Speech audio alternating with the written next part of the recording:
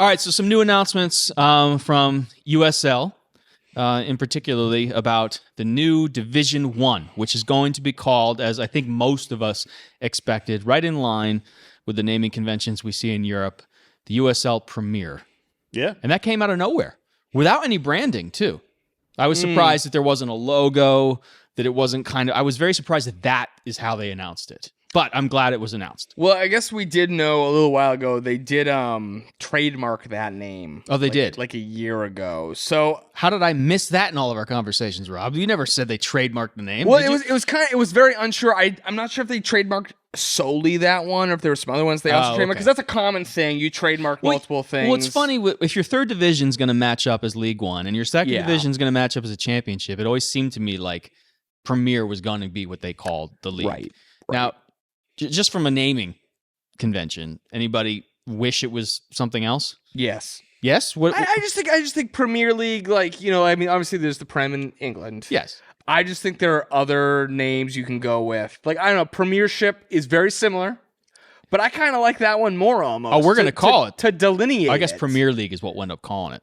The USL Yeah, Premier USL League. Premier, USL USL Prem. Prem, I don't know. The Prem is England, right? Where does it sit in the hierarchy? It's one. top- Division it's the one. top All right. It'll Well, that be makes sense equal then. with MLS. All right. I'm good with In it. theory. Maybe. In theory, maybe. it's equal. Division Maybe. one. We can talk I mean, about this that. is such That's interesting what they're stuff. saying. Well, that's kind of the question right now. You Is can call it 1B if you want, but it's still Well- Division 1. well, so the league is coming out and saying that they're going to actually go for the pro standards and actually have it be a sanctioned U.S. soccer Division 1 league. I just don't think that's realistic because of what the pro standards are right now. So either those need to change The standards or are the gonna- league needs to change. Well, one of the things they talked about, the U.S. President Paul McDonough? Paul McDonough. McDonough? Yeah. He said that one of the things they're looking at is pulling the restrictions down from like a 15,000 people stadium out of does not be a restriction anymore in the Premier because it doesn't make sense. Not all of them need that, and that's higher than some requirements in England. It's higher than know? the Premier League standards in England. Is it actually? Oh my Yeah. God. Well, that's Yeah, silly. yeah. So they need to get rid of that. And obviously that keeps it. I certainly think there's some room, to Rob's point. Yeah. They're above the European standard, that they can bring that down a little bit. They should. But here's my take, you know, because the way the USL shines is the fact that it's for local cities to really promote their own identity. I mean, we talked about Vermont, Yeah. you know, before. That and us and some other teams in the league, it's about promoting your local brand, your local culture through your sports team. I don't think you need to be a sanctioned Division 1 team to do that and get people on your bandwagon. I mean, look at us. We're a Division 3 team. You wouldn't know that if you talked to a Hearts of Pines fan. I mean, they really, like, we are all very committed, very passionate about our club. I think, you know, it might make more sense to just have 2 Division 2 sanctioned teams and call one, you know, the Premier League and have that be the higher division and then have one below it. I just think that So they're might both Division II sanctioned, the Division II championship sanctioned. and the new Premier. Because my whole view is, like, what is the purpose of being a Division 1 sanctioned team if the pro standards don't change? If they do change, I understand. But are they going to change? Yeah, so for me, I understand where you're coming from, but being Division 1, you know, what it makes a difference from being Division 2 is going to be the money from the TV deal for showing the league, and which is going to turn into a different quality of player that's going to come in, which is going to be an entertainment value, which again is going to roll back into you know, money in terms of, you know, what you're going to get for you know, TV deals and stuff like that, which is all going to dump into the league, and again it's going to continue to cycle itself back and forth, and that is what I think really they're wrestling with, and bringing those standards at a minimum down to maybe the European equivalency. Let's start there and then have a conversation from that point. I think that's a great jumping off point for the league. I don't disagree with you, but I just don't. I mean, you're going to have to compete with MLS. That's the problem. Yep. And That's you're never going to. That's a big thorn. And you're in the never side of going this to whole- be as good as MLS simply because those guys have money to burn. Like, those guys have money they can just throw down a sewer and they don't care. You're literally competing with billionaires. Right, yes. exactly. And there's no USL team that can come close to that. But we're also on different schedules. That is true, and that may help us in attendance. You know, And we're more community driven. Yes. And we're in different cities other than your major cities like LA and New York. And Right, but right now, as the pro standards are written, to be a Division I team, you can only be in those big markets because there's a population requirement to be sanctioned as a Division I team. We could not count towards that. Right. Like, let's say we're not even in the conversation. Right, we're not and based such on the is pro the work, standards. Right. And such is the work of President Tony Scholes that came over here to build all this. That is what he's got on his plate. Right, but if you got Pro-rel, though, and all those... That's what we're talking about. We're talking about Pro-rel, so you don't really get to control what cities and what clubs are in your top division. I'll throw this out there. What if you need to define what you want to be at this stage in order to get there, as opposed to where you are now? This is how I look at it. So some of it seems lofty and maybe unrealistic. So, I mean, look at what the league is negotiating right now with like health insurance and all this stuff with players, and they can't even do that. It's not a good look. No, it's in not. fact, the timing right now to come out with this announcement, and you've seen some players make comments across social media and things like that, and I'm with them. Players are who we go and fall in love with, and who I mean, we love our clubs. Yep. We're lucky. We probably love our club owners, like Gabe and stuff. But how many fans love their club owners? We're an exception to the rule, right? So most people go to the stadium at any league level to watch the players. So those are the ones selling tickets and putting butts in seats. So I want to see those players taken care of. And if you want to talk about what professional standards at the same time that you can't give players what they need to compete at the same level you're trying to sell. I won't say exploit. Some people would. At that level, I just think it's a weird time right now. Like even weirder than it could be. And that's kind of where I'm coming from. I'm saying, why don't we make this easier on ourselves? I really do think that taking the D1 off the table, if that's too much of a risk. I mean, Sean, you might be right. It might be easy to go to U.S. Soccer and say, can we change these standards? They're unrealistic for 2026. And U.S. Soccer might say, 100%, we totally agree with you. It's time to change the conversation in this country around how we organize leagues. That might happen. And if it does, great. But if it doesn't, now you are forced into this system that basically says Pro-rel will only work if your best teams are in the biggest cities in the country with the biggest stadiums. And I just don't think that's going to work. I don't think it's going to happen. And we prove that it doesn't work. That's gatekeeping. Yeah, right. It's gatekeeping. But you have a town like Portland, which doesn't meet the pro standards in terms of stadium size. It doesn't meet the pro standards in terms of, your population. It doesn't meet the pro standards in terms of X, Y, Z. And yet, we are the only team in the league turning a profit. That clearly shows our business model works. The president mentions that he talks about profit and loss. And he says some teams are doing that in a really good... I almost read it as like Portland, but he says some teams are looking really good and they're not filling 15... They're not building, you think he said, quote, it's not exact, building 15,000 seater stadiums. Mm-hmm. So, I think that requirement's going to go away. How can it not? How are they going to have 14, 15 teams, eventual 20? They want to be a 20-team league level or division, national division. They want the championship to be a 20-team national division, and they want USL 1 to be more of a regional competition. Well, I agree with you. I think there is a group of people in this country, a group of soccer fans in this country, perhaps of a specific generation, that think maybe there's a little bit of a conspiracy theory with U.S. soccer in relation to how the leagues are sanctioned in terms of preference towards MLS. Now, I'm not saying that's true. You follow the money. That's just the reality of anything. Right. Well, right. So there are some people that agree with that and see that and are concerned that perhaps our attempt to go D1 will be squashed because U.S. Soccer is just going to side with the MLS. And I think that's an interesting conversation. I think you have a really good point. I think I'm naive where I'm like, go D1. Reach for the stars and let's try. But there's a lot of problems. I agree with you. I want the league to have D1. I want Pro-rel to work. I want Pro-rel. So I'm just saying I don't care about the D1. I love this. We never do this. We never all right, this is great. So let's keep in mind that this is not without precedence. Look on the women's side of things. There's 2 Division 1 leagues on the women's side of things. It's already been done. Egg has already been broke. That's true. I was actually going to bring that up. So thank you. No, that's true. That's true. I would argue their pro standards are very different than the men's side Absolutely. pro standards. It's a very interesting thing. I mean, we're not used to that in this country, than even though there is a precedent for it. And I wonder what the ultimate goal is, really. Like, beyond, is it to take over? Does USL want to get rid of MLS? Does MLS this is all just MLS wants none of this to even happen? You do have to wonder what the USL end game is. I don't think it is to get rid of the MLS. I really don't. Do you think he wants a team to come from the MLS into the USL Premier League? I don't think that's ever going to happen. It can't happen because of the way the MLS is structured. I disagree. Really? I think they want that. I think they got 1 or 2 or 3 teams they want. I look at teams like Portland, Oregon. I look at teams like Seattle, like those West Coast, real community-driven teams.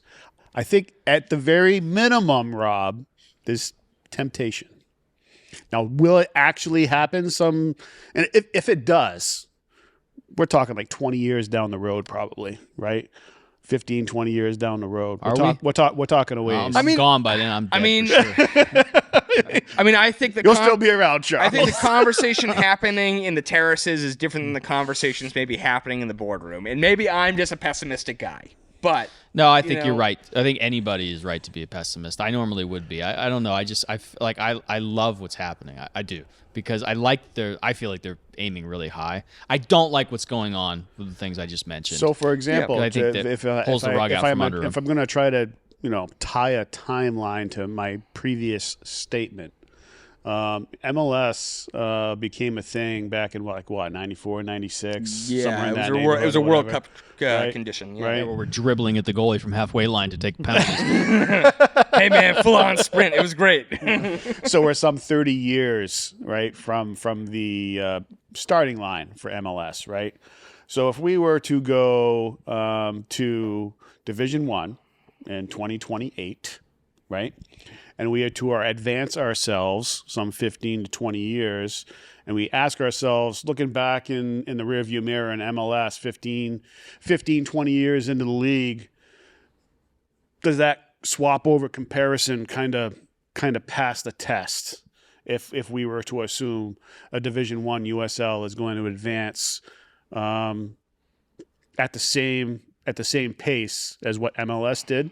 Some would argue that maybe even USL could probably advance quicker than what MLS did, because they're not bushwhacking through the jungle like MLS was in the United States. That's a good way to put it. Professional soccer team, right? A lot of that heavy lifting has already been done by the MLS. And USL could probably advance that timeline a little bit quicker, right? So if you have that in mind and you go and you look and you go, no, all right, so if these guys are operating 10, 15 years, it's possible. They could be where MLS sits today at about the 20, 25-year mark. Yeah, I don't disagree with you. I think it's telling that the most watched league in this country is not the MLS. Nope. It's the Premier League. Yep. So I think that there's something about the MLS product that a lot of soccer fans don't necessarily buy into.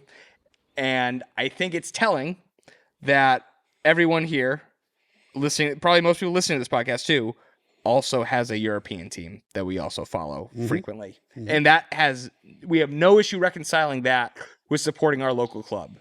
And I think there's quite a few people in Europe you'll also find maybe support a top division team in their country, but then also support a local team. So that might work in our favor, really. And there's different reasons for everyone. Yep. And why that is the case, whether it's lineage that they came from that part of the world, or whether the closest MLS team is some 2 to 3 plus hours away from them.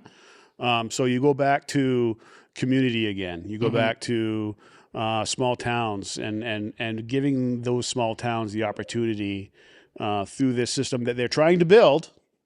Emphasis on we're trying to build this still trying to draw out the game plan and how this is going to work, right? And that's, again, go back to President Tony Scholes. That's what he's hired for. That's his job. He's supposed to write this out. That we need to go ahead and get this stuff going, send it in the right direction. So some of these lesser cities in terms of population, right, has the same opportunity as all the bigger cities. And I think that's really the bigger part of this thing. So That's all we got for the USL side of things. For the Let me ask you this, guys.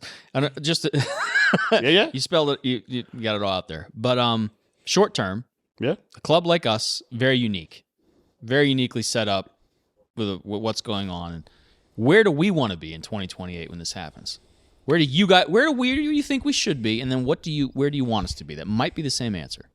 As far as you want us to be a USL 1 team where we are, because there's an opportunity here. Because they want to have a 20 team, like we said, but the first year they think 14 teams. No, I think 9 teams. They said So for the he expects to come in from the championship. for the Division 1, they want to start with a minimum of 14 teams. Right, because they need 12. But to actually exist. the long-term view for Division 1 is 20 teams. Yeah, but they're not going to have that. No. At the beginning. So in 2028, they're going to have 14. They need 12. They only need 12. And they figure there are going to be issues, so they're shooting for 14. Where do we want to be in 2028? Because there's no pro-rel yet, so we can't advance. But it seems to me like all is fair here, like in 2028. Like if we could actually potentially be a championship side. Is there a part of you that goes, we want to be a Premier League side because we want to make this work because we're so well supported? I'm just asking. I don't think there's a lot of. Well, Sean looks like Sean's ready to disagree with whatever I say over here. I think the club. I think you'd be. Of course, the Hearts are talking about this. There's no way they're not talking about. But I agree. But I just Makes for good conversation. I don't see a point for us to try and buy our way up. Let's say before 2028. But also, I definitely think when Pro-rel comes, I think it's worth us being in the 3rd division just because from a money perspective, why waste the money buying your way up into the championship or buying your way into the Premier League when you can work your way up? That's a more honest way to do it. If we're going to keep bringing in the fans we're bringing in and keep turning the profit margin like we know we are, there's no point it shouldn't be built organically. Because we don't have an issue bringing in fans to the stadium. I think there are some teams that aren't in that position. They'll want to go up and they'll want to become a Premier League team because they'll want to get butts in seats, get more fans engaged, get players that attract people to come into the stadium. I don't know that we're in that position. I don't necessarily know that our fans want us to buy a promotion. They would much rather us earn it after. Our fans want more seats. Our fans do want more seats, but I think that's an organic way to go about it. If it's going to be as soon as 2028, as we get promoted and whatnot, that's, a way we can talk our way into a larger stadium somewhere in the city. I got a question for you guys. So how many fans do you think give a crap about this? That's a really great question. Right? I'll tell you that there's 1,000 members of the DU just about. I'm going to say probably 8. I'll say 800 definitely probably care about how we're doing. He's going 80%. So that's just the DU though, because I'm thinking there's also people that are in, that care about soccer, watch soccer, maybe not necessarily at the DU, but they attend all the games. I'm just coming. I do think people care about how. I think Pro-rel is going to change the game. I think people are going to care because of Pro-rel. I could think probably give you a number to that one. There's probably about 4,000 people on the wait list that care about that. Well, I'm thinking from the standpoint of a very average soccer fan, obviously big Hearts fan.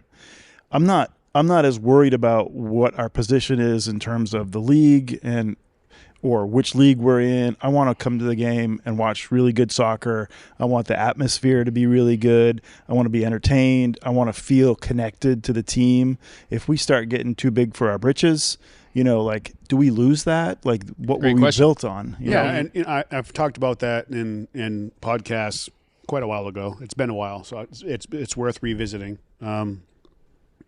But some teams in the USL, different divisions have fallen to this before, where they grow too quickly, and some teams have come in and just said, we're going to build a 12,000 seat stadium, and somehow, some way, that's going to get filled. Don't ask me how, but you know what?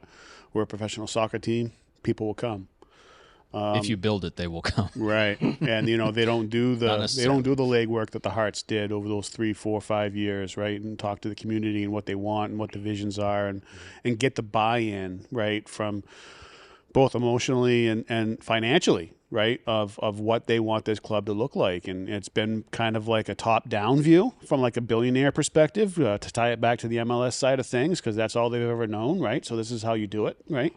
It's kind of like minor league baseball. Just build it, throw out a bunch of propaganda on what you're going to be for a team, and Have some great theme nights. Put up a mascot, have some theme nights, and people are going to fill the stands. Well, how'd that do for them? Not so hot. Most of those teams don't exist anymore.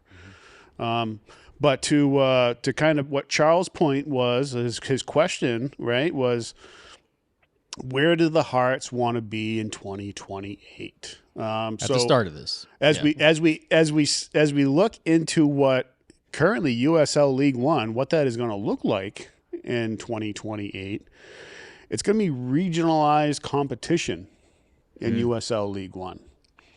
So, hey, good news. We're not going to go ahead and go down to Jersey and play the Cosmos, and then we're not going to go back up to Vermont on a Tuesday night and play Vermont Green, and then we're not going to put everyone on a plane and send them out to AV Alta, right? So good news, you don't have that problem anymore. But now, again, it's more regionalized, right? So there's pros and cons to that. USL 2 teams coming up, definitely a pro. Mm-hmm. So in terms of bringing Vermont Green into the USL League One side of the house, huge thumbs up. Probably 2028, we're going to see that happen for obvious reasons. Yeah. So that's great, but for teams like the Hearts, where they're more solidified, right, and they can take those coast to coast plane trips, although it's hell on the players. Financially, they can do it, right? You start talking about a little bit what Charles is bringing up of going, okay. I wonder what that playbook looks like that Tony Scholes is drafting up right now. There's some what I'm hinting at is there's restructuring coming. Yeah. So they're going to look at teams, in my opinion, and it's not just going to be performance based. It's going to be like, where are these guys as a club, as profit and loss, as a supporters and butts and seats? Where should they be as we kickstart this? And I don't think the Hearts are in USL 1. Well, I wouldn't be surprised if the Hearts are a championship club in 2028. At least they have the opportunity to do so. Yeah, and they might turn that down. I will say maybe. I don't think the league's going to do that without making the Hearts pay some fee to go up. I mean, the league in itself is its own business entity. Don't they want people watching? I don't know. right, and that one of the, I don't know. That might not be the hottest ticket anymore. I can't tell you what the business plan is for. You USL. don't want people not to watch. I'll tell you. I agree. No, I agree. With, that's a no-no. I agree with you there. With you there. But I think a decision has to be made as to how they want to go about that, and I don't know if that's abundantly clear right now. Like how they're going to pick these teams. They're going to do a league-wide restructuring. So if the league says these many championship teams are now premier teams, and these teams really need to fill.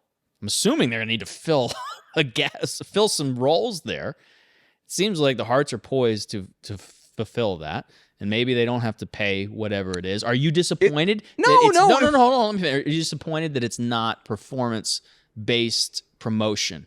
Or is it, in your opinion, because maybe we're part of the conversation because of the whole package that we've produced? If you have a league-wide restructuring where all the teams get shuffled and it's like that. That's what I think is going to happen. I don't care. How does that not happen? In that case, I don't care because that's not a problem. Now, if they only ask the Hearts to go up because we're one of the few teams in the league making a profit, if maybe the only team making a profit, then I'm going to have a hard time going up to a fan and another team and having them say... No, I think it's a nightmare that way. But how can you say it? You have to know it. I'm going to go more aggressive. It is going to be a restructuring because if you can only promote based on performance, then you're not moving 9 teams out of the championship into the Premier League. So we're going to have to go into the championships for this restructuring to work. I'll be aggressive with it. How do we stay in USL 1 with that type of restructuring? We can't. I tend to agree, Charles. I'm not against us. If the whole league has to get restructured, and it has to be restructured along... It's going to be. Yeah, then that's fine, because everyone's getting shuffled. Yep. Whatever. Yep. That's fine. I don't care. All I'm saying is that I don't think the Hearts should put any cash on the line to go up when clearly we have an organization that's organized enough and set up well enough that legitimate promotion is something that's probably attainable for us. Like Yep. Bobby Murphy said, we can go out and splash cash and actually do really well as a team. We're choosing not to. We're being conservative with the amount of money we're spending as a club. I think when Pro-rel comes, that goes out the window. We spend the money, we get the promotion. I think in the long run, that will be cheaper for the club than going out and buying our way into a higher division. And when that- you have to spend more on players and everything. And they'll all get drawn up in what Tony Scholes is being hired to do is I think he's got a bunch of moving it- pieces right yeah, now in this front of him. is- He's going to be this allowed is- to. right. Yeah. And he might be. Clean slate. This is my Division 1. These are the spots I have open, minimum to maximum. I don't care where we sit, but I will take no less than this, or we're not doing it. And then our max is this. Here's the parameters of what you need to have to be up here. Open bids, here we go, right? Yeah. And everyone's kind of already got the list of who it's going to be. And to Charles' point, of course, they're coming from Championship. Where else are they coming from? Maybe Outside the USL structure. Apparently 4 to 5 teams from outside the USL structure. Yeah, I'll believe it when I see it. I know. No, but that's interesting. So, okay.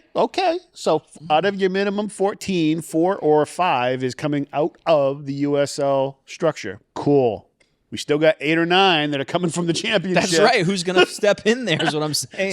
So you have to look to USL League One teams and the say, best performing or the most hey, well supported. guys, you got an opportunity. I'm in not saying front it's of you. right, Rob. I think we're going to be forced into this. We might be, and like I said, if it's a league-wide restructuring, I'm fine with it. Do you think there's not going to be a league-wide restructuring? I think this is going to be all about what team wants to pay a fee think so? to go into what league.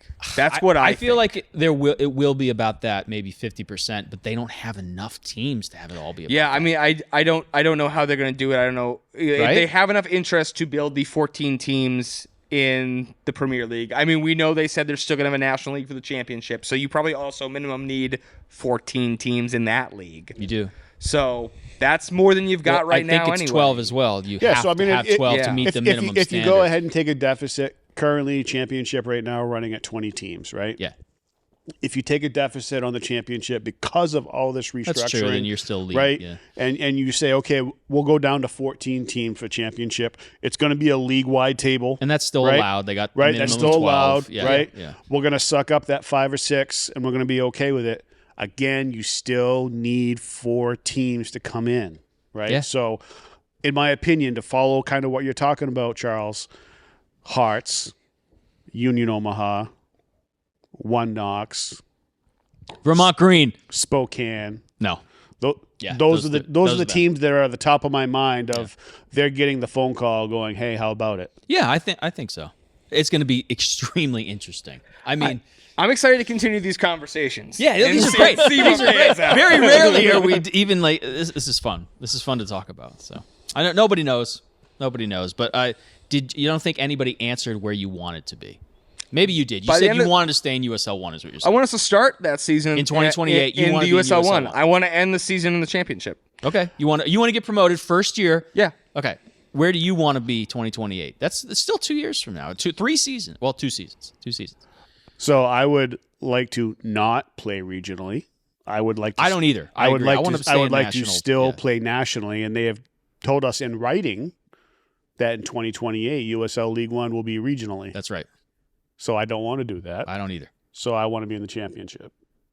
And whether For that the is first season. for the first season in 2028. So whether that is a financial payment or that is something else that Tony Scholes is going to write down and explain to us how that's going to work, then let's listen to it and figure out if that's the right thing for the club Love it. and go from there. Love it. Chris, Kat, you just said you defined yourself as a more casual fan. You don't care what league we're in necessarily. You have a worry, it sounds like, of us getting too big for our britches.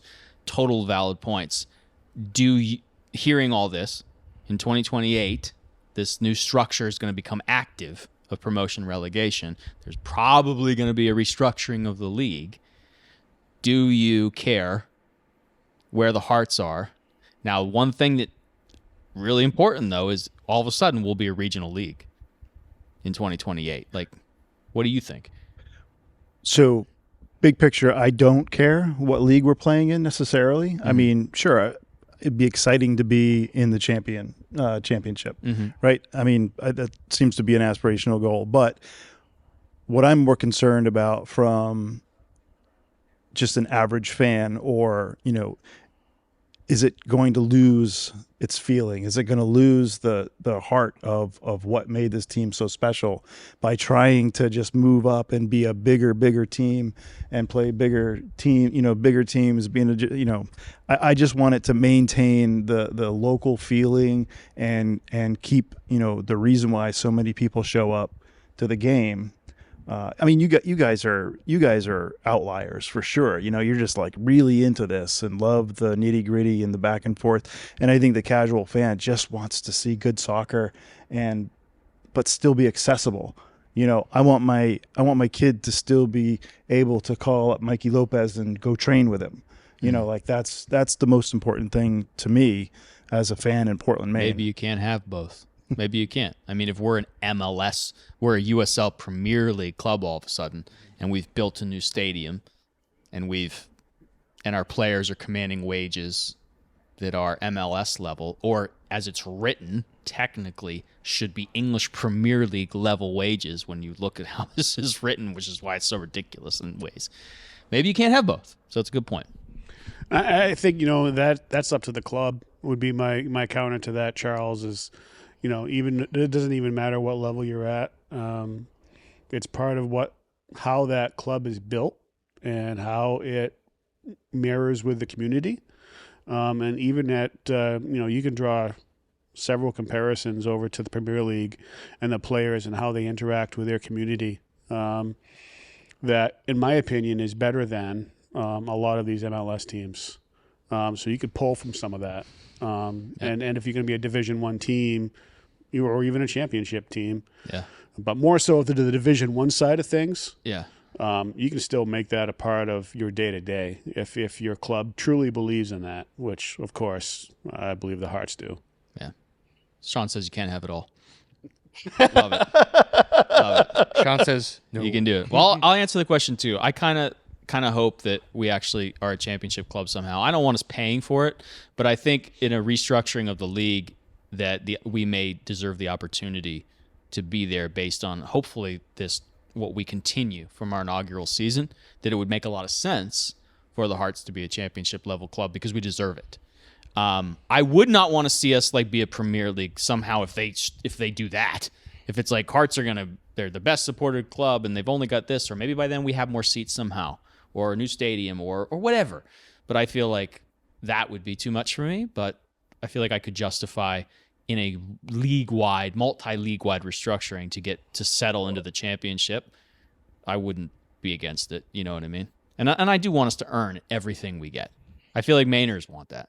And I feel like if they're not familiar with promotion relegation, once they get comfortable with the idea that, hey, if we finish at the top of our league, we can go up a league and stick it to those guys. And then if we win there, we can go up a league and become the top level and beat the best of the... I feel like that competitive nature is addictive and addicting, and you want it. You know what I mean? Now, you don't want to lose sight of what's important. Like you said, human nature. But yeah, I mean, bring it on. I'm excited. I will say, and I know I talked a lot about why I don't think we need to be a D1 league.